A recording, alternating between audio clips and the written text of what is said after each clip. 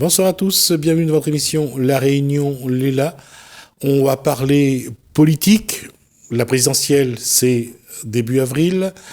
La députation, c'est au mois de juin. Chaque individu qui va y participer ou les camps politiques s'y préparent déjà. On voit ça dans Cosmo Réunionnais.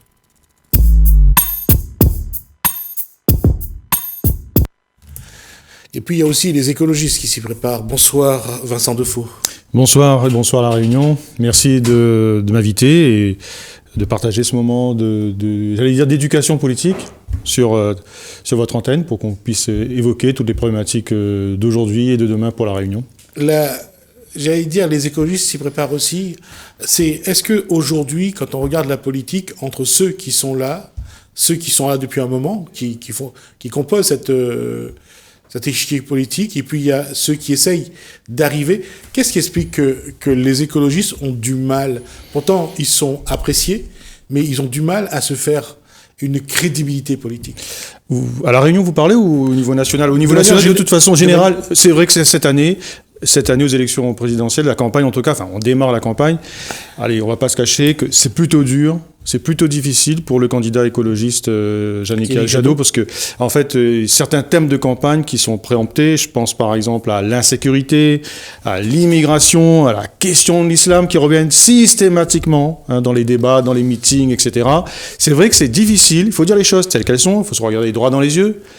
L'urgence climatique, l'urgence écologique sont un peu mises de côté dans ce débat. Et c'est aussi le rôle des écologistes et des citoyens, notamment la génération climat, ceux qui sont mobilisés. Enfin, on voit encore toutes des études qui sortent, encore aujourd'hui, il y a des articles qui viennent de sortir sur les conséquences du réchauffement climatique, et pourtant ce n'est pas au cœur de la campagne ce qui devrait l'être. Alors moi, à mon modeste rôle, je m'engage pour que justement cette urgence climatique, cette urgence écologique soit au cœur des problématiques des élections présidentielles et aussi des élections législatives. Qu'est-ce qui explique, selon vous, que ce soit toujours le problème des migrants, le problème des flux migratoires, la question de l'immigration, ça tient souvent le haut de la discussion. Depuis une trentaine d'années, oui, c'est vrai. Bon, après, fondamentalement, enfin là, je m'exprime pas en tant qu'écologiste, mais en tant qu'on va dire citoyen, même pas citoyen, en tant qu'observateur de la vie politique, ou enfin acteur, mais surtout avec mon analyse. Pour avoir vécu quelques années en France métropolitaine, pour me y rendre de temps en temps, je m'aperçois qu'il y a un problème d'identité en France. Et c'est pas une injure que de dire ça. Les gens, peut-être, les Français savent plus trop dans quel sens ils vont. Il y a la construction européenne qui n'a pas été voulue et qui a été... On a bien vu, le référendum en 2005, le vote était négatif, et pourtant on l'a imposé. En 2005, c'était la Constitution européenne. La Constitution européenne, voilà. Donc, et après, le président Sarkozy a imposé par un vote du Parlement. Donc il y a ce mécontentement. Il y a aussi, il y a une nouvelle religion qui, en France, apparaît et de manière assez spectaculaire, si je peux me permettre, c'est l'islam. Et donc, oui, il y a des raisons peut-être pour que les Français s'interrogent. Et finalement, le réceptacle de tout ça, ça a été pendant longtemps Jean-Marie Le Pen, et aujourd'hui c'est Marine Le Pen, mais par contre Marine Le Pen s'est affadie, elle s'est centrisée, elle s'est banalisée, mais du coup il y a quelqu'un de bien plus à droite qu'elle, en l'espèce Éric Zemmour, qui est apparu et qui lui reprend un petit peu le verbe de Jean-Marie Le Pen, et on retrouve aujourd'hui depuis quelque temps, et ça c'est en train quelque part de s'amplifier, puisqu'il y a des ralliements venus du RN. Zemmour, il reprend donc cette droite très dure, anti-migrants, anti-islam, et puis qui met le point sur la montée ou le sentiment de l'insécurité qui existe en France. Et à La Réunion, nous vivons ça un petit peu par procuration. Parce que, par exemple, Madame Le Pen fait depuis quelques années, depuis 2017, voire un petit peu plus longtemps, de très bons scores aux élections européennes comme aux élections présidentielles. Et je crains que cela ne se reproduise à La Réunion cette fois-ci encore aux élections présidentielles, parce que je pense que Marine Le Pen, elle a un risque fort d'arriver en tête au premier tour à La Réunion. Soyons clairs. Qu'est-ce qui explique que les citoyens français, d'une manière générale, font toujours le lien entre l'immigration, mal contrôlée, mal gérée, et les problèmes sociaux et économiques de la France? Pourquoi ce lien direct et rapide que on aime faire, surtout à chaque élection présidentielle? On dirait que c'est l'amalgame, parce que c'est à gauche traditionnellement on dit que c'est la délinquance, c'est une question sociale, et c'est parce que les gens sont dans la misère qu'ils peuvent commettre tel ou tel crime ou tel délit. Et c'est vrai que quand on regarde un petit peu les classes les plus défavorisées en France, c'est souvent les nouveaux arrivants. Et donc, même si les statistiques sont interdites en France, vous savez, on n'a pas le droit de juger les gens, enfin de classifier les gens par leur origine ou leur religion, etc. C'est vrai que malgré tout, c'est fait. C'est fait. Effectivement, c'est ça. Les chiffres ne sont pas connus, ne sont pas officiels. Mais c'est vrai qu'il y a ça apparaît comme tel. Ouais. Et l'amalgame est vite fait. Mais au-delà de cette question, moi je retiens surtout que entre l'insécurité, l'immigration. Et on arrive à une question finalement d'identité en France. Et identité avec un impact sur La Réunion, parce que ce que vous dites, il y a un maire de La Réunion qui l'a dit. Monsieur, c'est pas un secret, le maire de Saint-Benoît a pointé la délinquance jeune mahoraise, donc communautaire.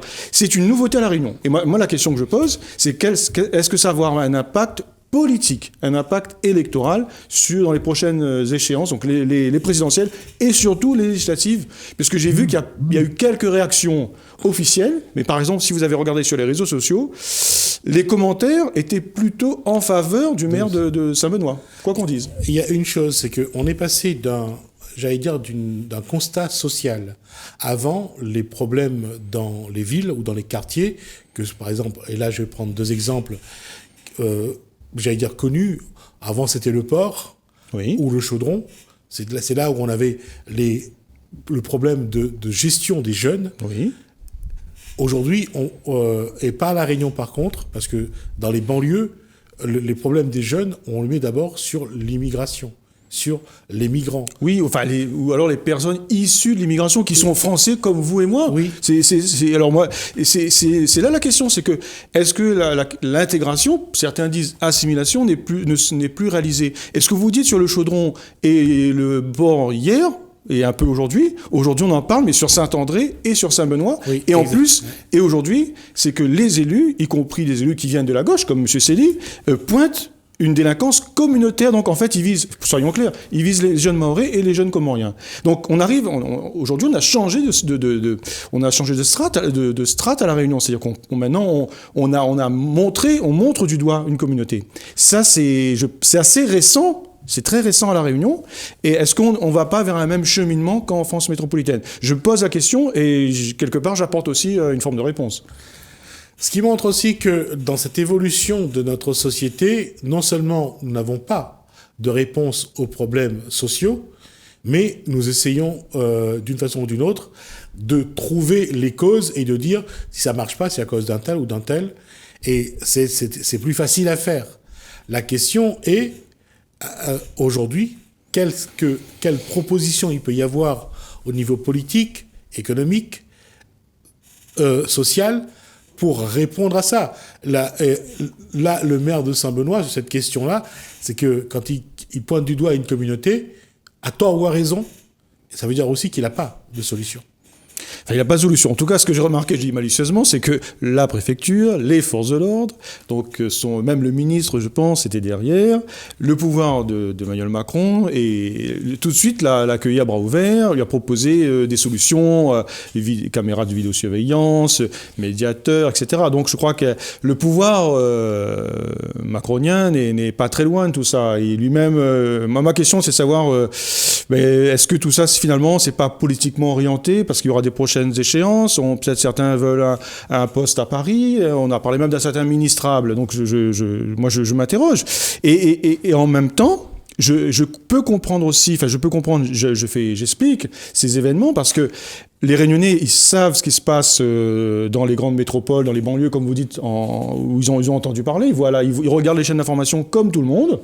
Et aussi, ils connaissent, ils savent ce que c'est ils ont vu des images de l'enfer que vit Mayotte depuis quelques années. Mayotte, c'est la loi de la jungle. Ça devient complètement fou. Et est-ce que le risque aussi, et ce que je vois, c'est que les Réunionnais ne voudraient pas, et même les Mahorais de la Réunion ne veulent pas, c'est que la Réunion soit le Mayotte de demain. C'est-à-dire avec les phénomènes de violence qui sont mais incommensurables. Alors, sur Mayotte, je ne vais pas avoir les mêmes termes que Vincent Defoe, mais il y a une image quand même que j'ai gardée, c'est la visite de Marine Le Pen à Mayotte. Qui était très très bien accueilli. Alors, par en plus un peuple musulman, noir et musulman, ce qui est assez, c'est assez paradoxal pour une femme qui est issue de l'extrême droite. Ça veut dire que même la problématique à Mayotte est très grave, et vous avez vu qu'à la Réunion aussi, elle a été accueillie, pas autant de ferveur populaire, mais il n'y a pas eu de manifestation, il n'y a pas eu de mécontentement, aucunement. Aujourd'hui, j'allais dire, le diable c'est Zemmour. C'est lui qui est visé. Mais en même temps, il s'adresse à l'électorat que Marine Le Pen peut-être a délaissé parce qu'elle a adopté un ton trop lisse, trop mou pour certains. On a vu par exemple qu'il y a un sénateur, le seul sénateur RN de France, il a quitté ce mouvement pour rejoindre le candidat de ce mouvement qui s'appelle Reconquête, donc Zemmour. Donc ça veut dire qu'il y a une problématique aujourd'hui. Il y a une recentration de Le Pen et du Rassemblement national, et par contre un espace à l'extrême droite qui existe autour de Zemmour. Et peut-être Marion Maréchal qui viendra. Et à La Réunion, quelles conséquences ? Est-ce qu'il y aura des traductions déjà au présidentiel ? Moi, j'ai parié que Marine Le Pen ferait un très bon score, je pense, au présidentiel. C'est pas forcément lié aux questions de migration. On parle de La Réunion ou Oui, à la Réunion. D'accord. Et je pense que c'est pas lié forcément aux questions de migration, migratoire, mais c'est lié surtout au mécontentement des Réunionnais vis-à-vis de la classe politique. C'est la suite des Gilets jaunes. De toute façon, La Réunion a toujours agi de cette façon lors d'un vote. Voter Marine Le Pen, c'est montrer sa protestation au gouvernement en place. C'est ça. Et aussi, vous allez voir, encore c'est un pari que je vous lance, à mon avis, le deuxième sera Jean-Luc Mélenchon. C'est le vote, bien sûr, populaire, de gauche, bien sûr appuyé par la présidente de région et les forces communistes ou ex-communistes ou néo-communistes qui vont se retrouver derrière Jean-Luc Mélenchon, qui à La Réunion a un appui. On sent bien dans la classe populaire, les gens de gauche vont voter, vont faire un vote utile, ils vont voter Mélenchon. Et puis vous avez un bloc, mais j'ai du mal aujourd'hui à l'estimer, c'est les élus qui aujourd'hui rejoignent Macron. Et c'est pas fini. Le mouvement il a commencé à s'engager dans le sud, vous avez vu, le maire de Petite-Île, il y a des amis de Michel Fontaine, LR, qui rejoignent en marche. Le ministre Lecornu, aujourd'hui, en journal, c'était bien précisé. Il est en visite, c'est quasiment une visite de campagne. Béziza à Bondo. Batsiraï, pardon. À Bondo, parce qu'il est aussi venu là pour raccorder quelques leaders de droite et de gauche au président de la République. Mais en même temps, je suis persuadé, que vous le sentez bien aussi, je pense, qu'il y a un profond sentiment anti-Macron très populaire à La Réunion. La preuve, je parlais tout de suite, que les Gilets jaunes, s'ils ont eu un tel bouleversement, un tel développement à La Réunion, qui s'est poursuivi ces derniers week-ends avec le convoi pour la liberté, c'est qu'il y avait un sentiment très ancré anti-Macron qui passe pour le président des riches, voire des très riches. Et à La Réunion, comme on dit souvent, nous les misères, c'est un langage que j'aime pas trop, mais c'est un vote social et le président Macron, il ne correspond pas à ce vote-là. Et c'est vrai que nous, dans ce cas, les écologistes, on a du mal à trouver notre créneau. Entre ce vote social, ce vote de mécontentement anti-élite qui s'exprime soit à Le Pen, soit à Mélenchon, un vote d'urgence climatique, d'urgence écologique, c'est difficile de passer le mur du son. C'est vrai, je vous l'accorde. Il y a aussi une chose qu'il va falloir regarder, c'est que pour l'instant, quand on regarde les programmes, on ne peut pas dire que les élus soient... C'est vrai qu'on est à 2 mois de cette échéance, pour la présidentielle, bien sûr, que les élus soient précis sur leurs propositions. Vous voulez parler des élus de La Réunion ? Non, je parle de la présidentielle. Alors, la présidentielle, c'est l'affaire, comme on dit, d'un homme ou d'une femme et le peuple, et la France. Mais alors, moi le problème, c'est quoi aujourd'hui, pour les Outre-mer et aussi pour La Réunion, c'est qu'aujourd'hui, il n'y a pas de candidat qui a un lien quasiment charnel avec La Réunion et les Outre-mer. À l'époque, vous vous souvenez, il y avait Chirac qui avait ses référents, et qui avait dans les Antilles, dans le Pacifique, et à La Réunion, il y avait une relation très sensible, très du cœur. Aujourd'hui, depuis Sarkozy, Hollande, Macron, Ils ont un peu rien à faire des Outre-mer. Pour eux, c'est la périphérie. Nous ne sommes pas les premiers de cordée. Nous, on est en bout de chaîne. On représente pas la France mondialisée, la France de ces métropoles, non. Et du coup, c'est normal, sociologiquement, qu'on vote pour des candidats du déclassement, c'est-à-dire Le Pen et Mélenchon à La Réunion. C'est une explication sociologique de ce vote. Cette question-là, à la rigueur, pour moi, elle ne se pose pas vraiment. Parce que quand on regarde... on regarde à partir des années 50 l'évolution, la décolonisation. Les hommes d'État avaient des liens, comme l'a dit Vincent Defaux, avaient de vrais liens affectifs avec l'outre-mer. Oui. C'est un fait. Mais quand on regarde les liens qu'ont depuis quelques années les jeunes qui arrivent, ils n'ont pas de lien avec l'outre-mer. Et c'est encore pire, ils n'ont même pas de lien avec les régions de la métropole, avec les campagnes de la métropole. Et pour beaucoup, la France, ça s'arrête à Paris. Oui, Paris et sa banlieue chic, j'allais dire, ou ces grands centres urbains comme Lyon, Bordeaux, ou Nantes, des grandes villes qui sont au cœur de la mondialisation. Et encore un autre problème avec les élections présidentielles, c'est que aujourd'hui des partis qui sont implantés localement, comme le PS ou les Républicains, n'ont plus de résonance quasiment au niveau national. Et à contrario, que ce soit En Marche, le Front National, le Rassemblement National ou Reconquête, ce sont des partis qui n'ont pas d'implantation locale. On a bien vu, là, si le ministre vient aujourd'hui, c'est pour justement essayer de raccommoder, trouver des référents locaux pour En Marche, et à l'extrême droite, c'est pareil. Donc, et pourtant, le Parti Socialiste est au fin fond des abîmes en termes de sondage. Madame Hidalgo risque de faire un score le plus bas, très faible. 3%. Et encore, et être derrière le candidat du Parti communiste, ce qui n'est pas arrivé depuis les années 1969. Bon, donc ça c'est quelque chose. Et la candidate LR, je vous pose la question, elle va trouver où son électorat à La Réunion? Moi c'est ma question. Parce que dans le cheminement, le vote populaire protestataire, vous avez Le Pen et Mélenchon. Et Zemmour, pas trop à La Réunion, parce que la thématique islam, ça marche pas à La Réunion. Ça marche pas. Je pense. On verra le 10 avril. Et du côté des élus, justement, installés, qui cherchent des subventions, des dotations de l'État, qui ont rallié Macron, quelle va être la place d'une droite, entre guillemets, républicaine? Je crains que ce soit une place à la limite du pot de chagrin. Mais on verra ça dans quelques jours, parce que la campagne peut-être enfin, moi je suis du milieu comme vous, on suit ça tous les jours, mais peut-être que le citoyen lambda, lui, n'est pas encore impliqué, il n'a pas pris de décision. Et d'ailleurs, aujourd'hui, tous les instituts de sondage montrent que l'abstention risque d'être massive, plus forte que d'habitude. Alors, les Français, les Réunionnais votent pour les présidentielles et les municipales. Aujourd'hui, les municipales, la dernière fois en 2020, il n'y a pas eu beaucoup de votants, on va dire que c'est la faute à la Covid, mais là, au présidentiel, on va vers 35% d'abstention, ce qui n'est jamais arrivé.